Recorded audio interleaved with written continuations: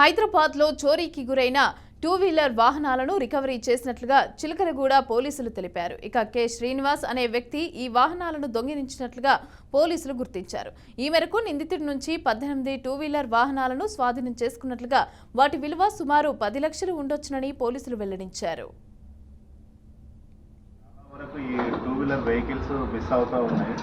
So ఇందులో భాగంగా ఒక అక్యూజ్ని పట్టుకోవడం జరిగింది. Mainly south zone east zone police Chilkalguda police detective inspector mister Ramesh Babu ఆధ్వర్యంలో ఒక అక్యూజ్డ్ కె శ్రీనివాస్, ఇతను నేటివ్ ఆఫ్ పరిగి, బట్ ప్రజెంట్గా కామారెడ్డిలో ఉంటున్నాడు. సో ఇతనికి ఒకసారి మ్యారేజ్ అయింది. ఆమె చనిపోయిన తర్వాత సెకండ్ మ్యారేజ్ కూడా చేసుకున్నాడు.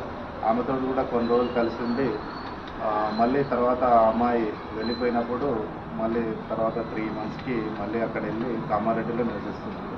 బట్ ఇతని మోటివ్ ఏంటి అంటే, డైరెక్ట్ ఎప్పుడైతే అవసరం ఉంటుందో, మనీ అవసరం ఉన్నప్పుడల్లా ఈ గవర్నమెంట్ హాస్పిటల్స్కు మనకు చాలా ప్లేసెస్ నుంచి పబ్లిక్